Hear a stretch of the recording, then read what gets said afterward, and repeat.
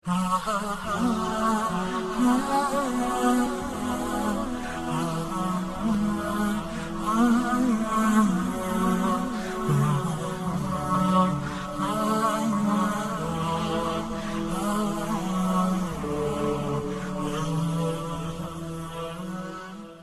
هل يستوي الذين يعلمون والذين لا يعلمون إنما يتذكر أولو الألباب. بگو آیا کسانی که می‌دانند و کسانی که نمی‌دانند برابرند؟ همانا تنها خردمندان پند می‌پذیرند.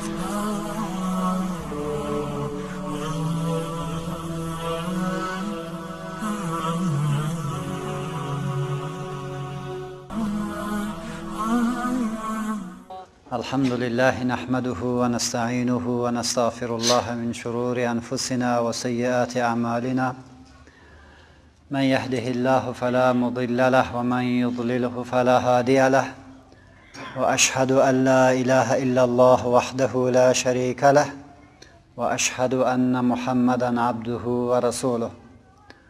قال الله سبحانه وتعالى في محكم كتابه: يا أيها الذين آمنوا ادخلوا في السلم كافة ولا تتبعوا خطوات الشيطان إنه لكم عدو مبين. إن الله وملائكته يصلون على النبي يا أيها الذين آمنوا صلوا عليه وسلموا تسليما.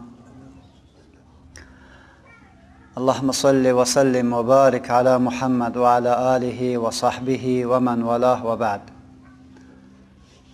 برادرای عزیز، اسلام عزیز دینی است که الله جل جلاله برای ما و شما برگزیده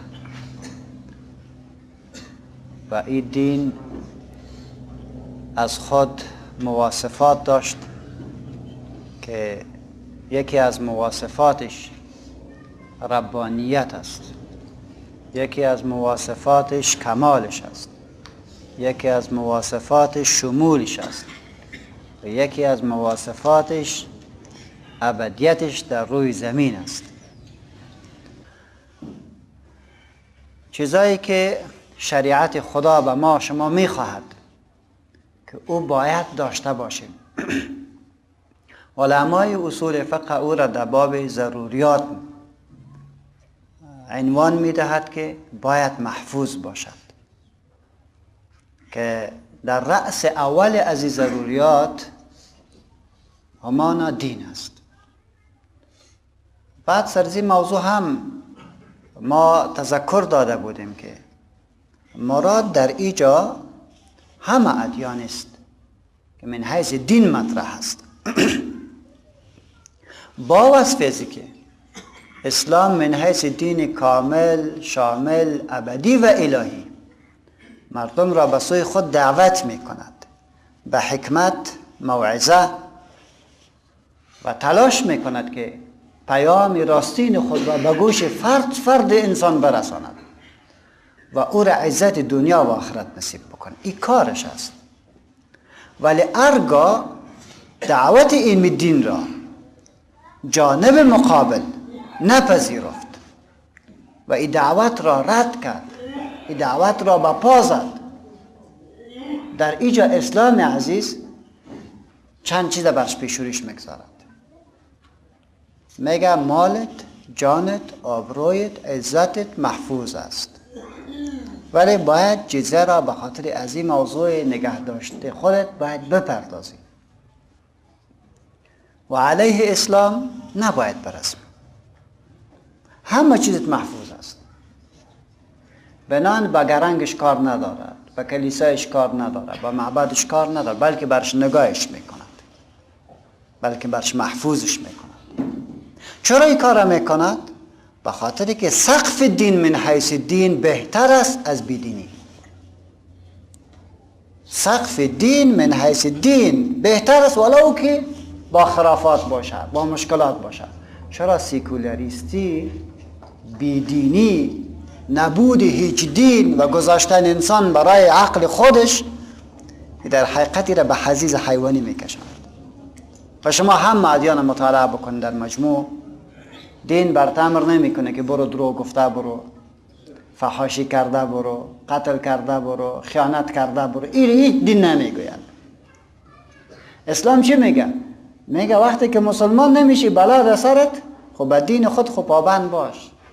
اگر مسیحیستی برو مسیحیت یک بار مطالعه کن که آیا در مسیحیت زنا، با سگ عروسی کردن، بچه با بچه عروسی کردن، دختر با دختر عروسی کردن، آیا همین چیز هست؟ اگر نیست پس من حیث مسیحی نگاه که خدا باید متوجه بوده باشی. برو در بودایت و مطالعه که بودیسته که در اوجه چی سلسله ارزش هست، خب با او خودم متمسک بکن. ولی کاملا برداشتن سقف دین به ضرر بشر است و فعلا ما شما در همی قرار داریم. سیکولاریزم پدیده شومی است که از انسان همه چیز را میبرد، او را در قطار حیوانیت قرار میدهد. اسلام من حیث دین همه خوبی ها را به ما شما تضمین میکند و از هر نوع ضرر ما شما را محفوظ میکند. بناهن ناموس بزرگ ما دین ماست. از این خاطر چون نبود دین در حقیقت نبود بشریت و انسانیت است. دین برداشت شد، انسانیت دیگه وجود ندارد. چه فکر میکنیم با او انسانی که اصلا قائل نیست به انسانیت؟ و شما وقتی رفته میتونین و میبینین که واقعا در قطار انسان ها ظاهرا دست و پا و فکر دارد، ولی ارزشی که الله به انسان قائل شده او ارزش در اوجا مطرح نیست و دیده نمی شود. بناهن بعد بحث کرده بودیم که دین باید محفوظ باشد. چطور بکنیم که دین نگاه بکنیم؟ من عرض کردم که دین علم است، به جهل نمیتونیم نگاهش بکنیم. اگر ما خواسته باشیم اسلام نگاه بکنیم باید عالمانه نگاهش بکنیم، زیرا اولین دستوری که در دین آمده است دستور خواندن است. اقرأ باسم ربک الذی خلق. بعد این خواندن را قید میکنه، اقرأ باسم ربک، بخوان به نام پروردگار. یعنی رابطه یک مطلق دانش سود نمیرساند تا که این دانش تکیهگاهی ایمانی نداشته باشد. ایمان است که با کنترلت میکنه. زیرا ایمان ضعیف شد، ایمان نبود، جنایت صورت میگیره. و ما شما عملا میبینیم رشوت کی میخورد؟ دقیقا؟ نه. چوپان؟ نه. بیسواد؟ نه. دزدی کی میکند؟ چپاول کی میکند؟ معاملات ناروا را با کشورهای کفری کی امضا میکنند؟ این کلش در نظر بگیری. این کسایی میکنن که دکترا دارن، ماستری دارن، پروفیسور هستن، کتک مردم هستن، تو مردم خورده نیستن، همه چیز امرایش هست، ولی باد ایمانی ضعیف است. میخوانند و به نام خدا نمیخوانند. از این خاطر جنایت میکنند، از این خاطر تمام معاملات ننگین را کردن و میکنند. پس خدا به ما میگه که دین نگاه میشود تنها به علم ظاهری نی، به تکنولوژی معاصر نی، به این نگاه کردش نمیتونی. دین به اتم نگاه کردن نمیتونی. زیرا اگر خداوند متعال میخواست برای پیغمبر شما اتم هم میداد که کلگی از بین میبره، از سر دیگه باید با زندگی نو را گذاشت. دین که نگاه میشود به علم میشود. کدام علم؟ علمی که رابطه تو را با خدا هم بسته کرده باشد. کدام علم رابطه ما را با خدا بسته میکنه؟ علم کتاب و سنت است. قرآن و سنت را هر کی یاد داشته باشد، در او عمق بکنه و به مفاهیم از او را هضم بکنه، رابطه‌اش با الله بسته میکنه. بعد سوم چیز گفته بودیم که چیزی که بر ما این دین معرفی میکند تاریخ زرین اسلام است. تاریخ صحابه را مطالعه بکنه، تاریخ تابعین مطالعه بکنه، تاریخ تبع تابعین مطالعه بکنه. اینا شخصیت های هستند که دین به ما پیشکش کردن. ثم یشفی الکذب، بعد از قرون ثلاثه دروغ دید میشه. اگر میخوای آب پاک و زلال را بگیری، از کجا باید بگیری؟ تو باید از سر چشمه بگیری، بیخ چشمه بگیری. اسلام میخوای بشناسی؟ در زندگی تابعین، تبع تابعین و صحابه، در زندگی پیغمبر مطالعهش بکن. بعد نواقصی که مدارن سرما انتقاد کن. میگه کاری که تو میکنی ایره صحابه نکردن، ایره تابعین نکردن، ایره تبع تابعین نکردن. بنان در مسند پیغمبر میشنی و گپ درست نیست. بعد جور میشه. عصمت را قائل نیستیم به هیچ کس جز پیغمبران خدا علیهم السلام. این مفهوم شد. ما به هیچ کس عصمت قائل نیستیم، فقط عصمت از آن پیغمبران خدا هست. اونا معصوم هستند. خب پس دین چه وقت نگاه میشه؟ مردی که قرآن را بداند، احادیث پیغمبر را بداند، تاریخی روشن پاک و مطهر اسلام را مطالعه بکند، تاریخ درست مطالعه بکند، تاریخ گنده را مطالعه نکنه، دروغ‌هایی که به تاریخ اسلام چسبیده و میچسبانند و تعبیر نادرست میکنند او را بگذارین. او چیزایی نیست که باید انسان سرش فکر بکنه. درست مطالعه شد، شخصیت ها را مطالعه بکنه. جایگاه معرفی دین یکی هم مذاهب اسلامی است. دین به ما کی معرفی میکنه؟ گفتم قرآن، سنت و تاریخ بزرگوار اصحاب، تابعین و تبع تابعین. در این میجا در ادوار تابعین و تبع تابعین آهسته آهسته نسج پیدا میکنه، حرکت علمی. رسول الله صلی الله علیه و سلم و قرآن کریم اصحاب پیغمبر را گوش خلاص کرده بود، برشان فهمانده بود که سوالای زیاد نکنید. ای اصحاب، ای مسلمانان، از هر چیز پرسان نکنید، زیرا وقتی که شما زیاد پرسان بکنید الله جل جلاله برای شما جواب میگوید که جواب گفت قید میشه، بگذار که آزاد باشه. رسول الله صلی الله علیه و سلم میفرماید که بد مرد در مسلمانان کسی است که به واسطه سوال از او یک شی که الله حلال کرده به مسلمانان حرام شود. یادم خوبی نیست، اما تو بگذار که امی زمان بگذرد، اینا بگذار، این خوب است. از این خاطر اصحاب کرام بسیار سوالات دل داشتند، ولی نمیخواستند که در جمله مردمای قرار بگیرند که یک چیز خدا نخواسته سر مسلمانان بند شود. میگه ما انتظار میکشیدیم که آل یک نفر بادیانشین به اصلاح یک کوچی بیاید، چون اون راحت نمی کند جای بجای سوال میکند و ما با واسطه سوال از او در علم خود بیافزاییم. ما همین انتظار میکشیدیم هر کس که یک واسطه ناوارد بشد، باز ما خدا به پیغمبر خدا نزدیک میکردیم که آل یک سوال میکند و ما یک چیز نو را باید بگیریم. رسول الله صلی الله علیه و سلم از دنیا رحلت کرد. قرآن کریم اعلام پوره شدن دین به ما شما داد. الیوم اکملت لکم دینکم و اتممت علیکم نعمتی و رضیت لکم الاسلام دینا. اعلام به ما شما داد، دین پوره شد. یعنی قواعد کلیه که رابطه یک انسان را با خالقش، رابطه یک انسان را با جامعهش، رابطه یک انسان را با خودش تنظیم میکنه، این را برات داد. ولی در پایینتر فقرات کوچک این را گذاشت برای زمانش. از این خاطر در اسلام عزیز یگان بار شما احادیث متنوع را و پیش روی خود میبینید که در اینجا اختلاف عزیز اختلاف تضاد نیست، بلکه اختلاف تنوع است. بعض احادیث ما شما میبینیم در ظاهر تکرار دارد، و تو نیست، بلکه اسلام خواسته، پیغمبر خواسته تا تنوع به تو بدهد و به اساس تنوع زیبایی های از دین را بیشتر استفاده بکن، ملالت ختم بکند. این خب مشکل موضوع است که تنوع به تضاد تعبیر میکنه. جهل موضوع است، نافهمی موضوع است، تعصب موضوع است که تنوع را تضاد فکر میکنیم. از این خاطر است که یگان بار که ما نمیدانیم تنوع را تضاد فکر میکنیم، مشکل به خودم ایجاد کردیم و برای جانب مقابلم ایجاد کردیم. در دعاها شما به طور مثلا در سجده برین چندین نوع احادیث رسول الله صلی الله علیه و سلم پیش رویتان میخورد. ما یک سبحان ربی الاعلی را یاد گرفتیم، حالی که بسیار زیاد دعاهای دیگه هم وجود داره. هر مردی که خواسته باشد با خدای صحبت بکنه، نماز بخونه. باز در نماز کجا زیاد دعا بکنه؟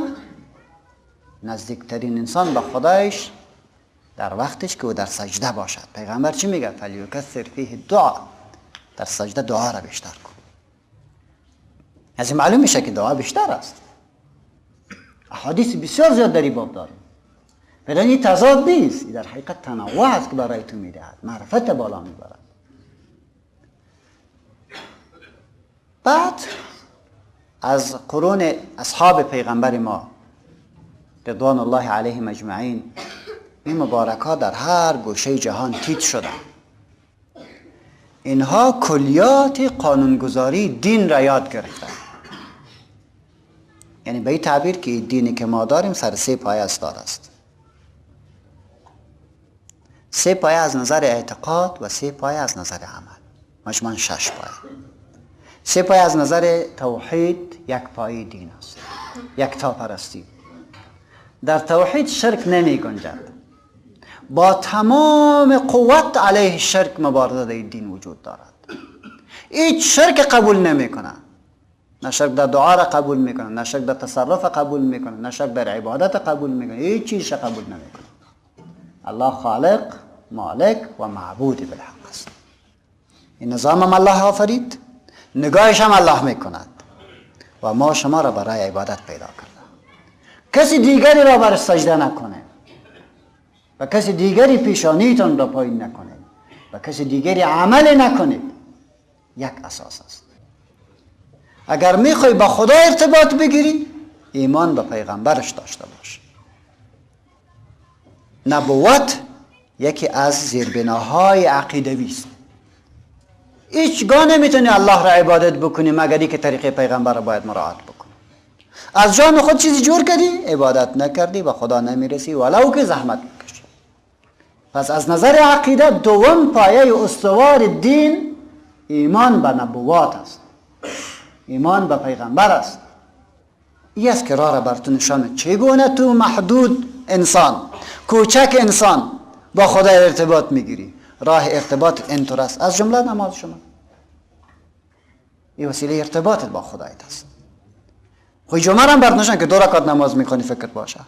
4 رکعت اگر امام خواد ارتباط با خدا قطع میشه. ارتباط صحیح نیست. طوری که برات گفته شده همون تو بکن. حتی رسول الله صلی الله علیه و سلم در یک حدیث زیبا، یکی از صحابه میاد چیزی را پرسان میکند، بعد دعا برش نوشته میکنه، برش میگه تو بخوان و بی نبیک الذی ارسلت. صبح که سبق خدای تیر میکنه و بی رسولک الذی ارسلت. نبی را به رسول گفت، نه پیغمبر گفت و بی نبیک الذی ارسلت. تو بگو که ما برات گفتیم. یک غلطی کرد گویم اصلاح کرد. از این خاطر در دین بدعت جای ندارد. در دین بدعت جای ندارد. هیچ کس حق نداره چیز را زیاد بکنه، چیز را کم بکنه. چیزی که همونطور است همونطور نگاهش کن. این اساس است.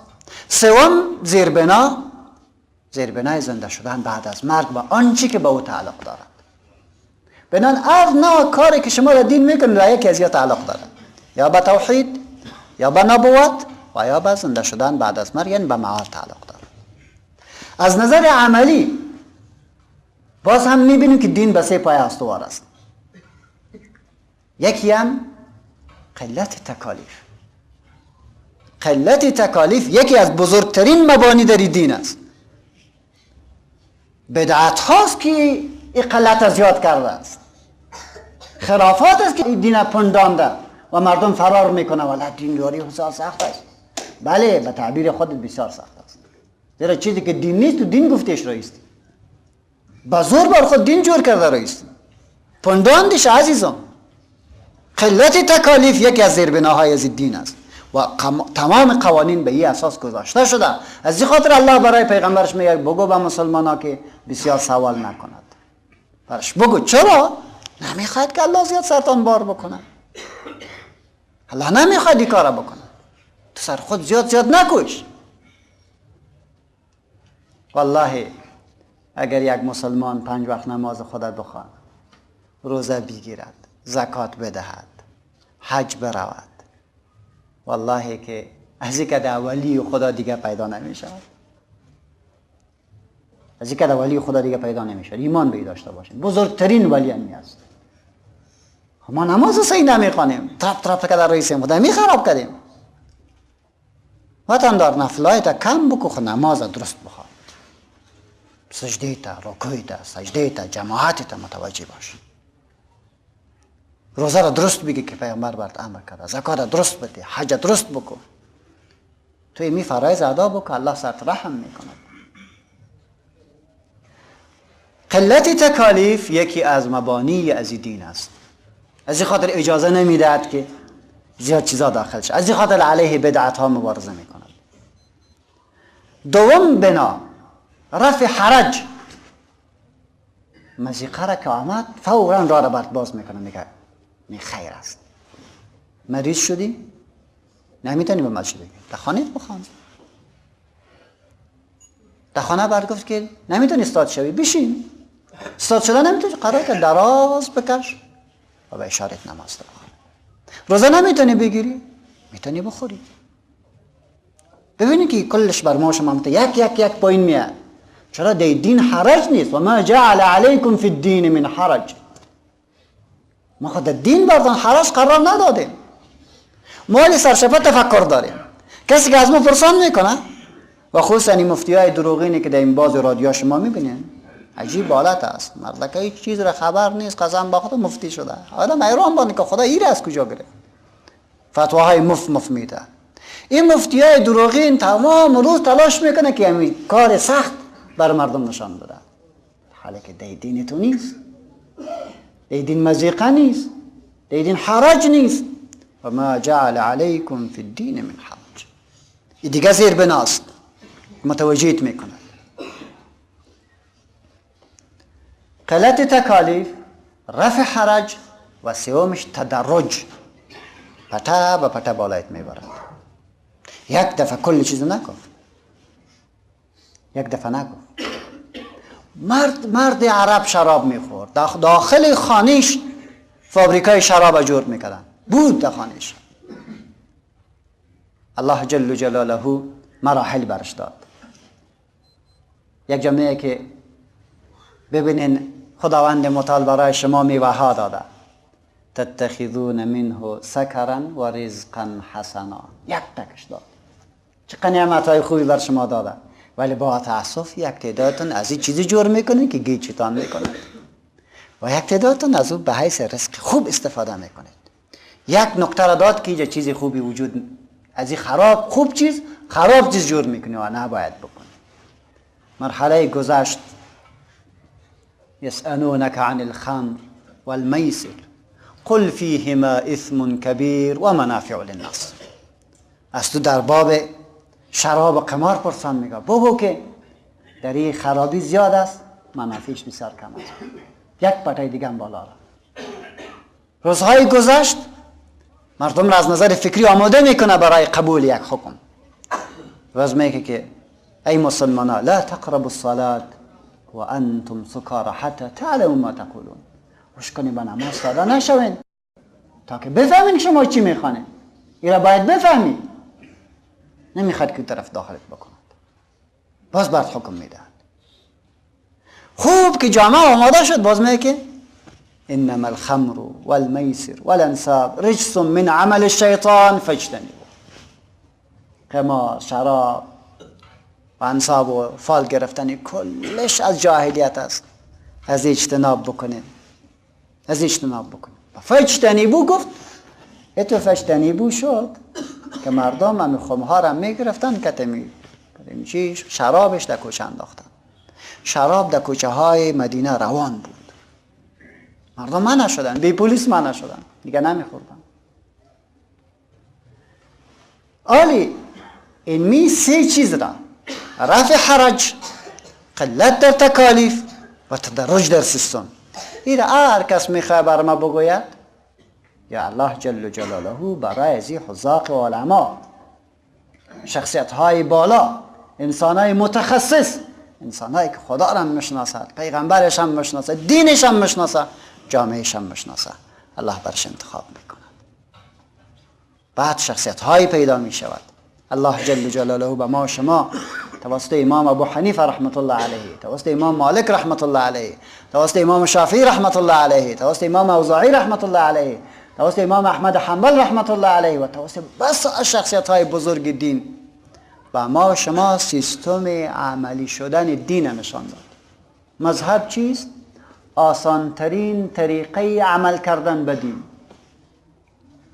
امی دین چطور به زندگی خود عملی میکنی؟ آسانترین طریقه عملی کردن اسلام در حقیقت مذهب است. تو کدام چیز دیگری نیست. آسانترین طریقه عملی کردن دین بر خودت و بر جامعت این مذهب است. سبحانك اللهم وبحمدك استغفر الله اشهد ان لا اله الا الله استغفرك و اتوب الیک.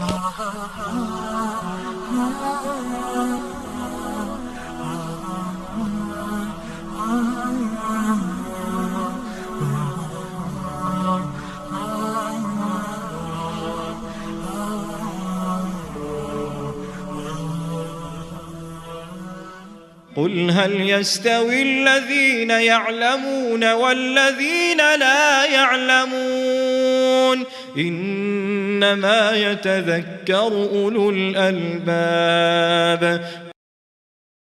بگو آیا کسانی که می‌دانند و کسانی که نمی‌دانند برابرند؟ همانا تنها خردمندان پند می‌پذیرند.